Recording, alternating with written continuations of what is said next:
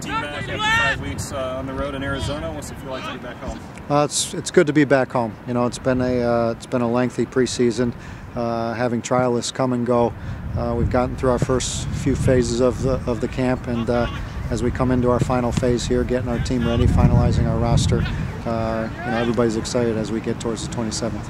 Where's the team at right now compared to, I guess, where you thought it would be at this point? Are you guys on track moving towards that first game? I think so. You know, with so many new faces, it's tough to tell how it's going to eventually come together. You have an idea of the guys that you've signed and how they're going to be, but I think we've been relatively pleased with all the additions that we've made. There's a lot of quality players that we've inserted into the roster. So, you know, with that, I think we're pleased, and now it's a matter of building that chemistry that we've started to develop and further, you know, bringing into an eventual starting 11 and having success on the field.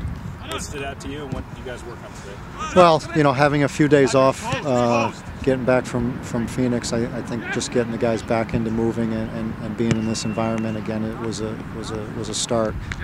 We've continued to work on, you know, our movement off the ball, a little bit of our technique and kind of how it all comes together both offensively and defensively. So as we move towards an inter-squad game tomorrow night, we have two groups. We've separated them a little bit, and we're just going to try to get used to our confines over at Cab and get the new guys familiar with that stadium. So you know, again, the theme of the preseason as well as today has been, you know, our movement off the ball, our possession, and how that relates to the rest of the game. So.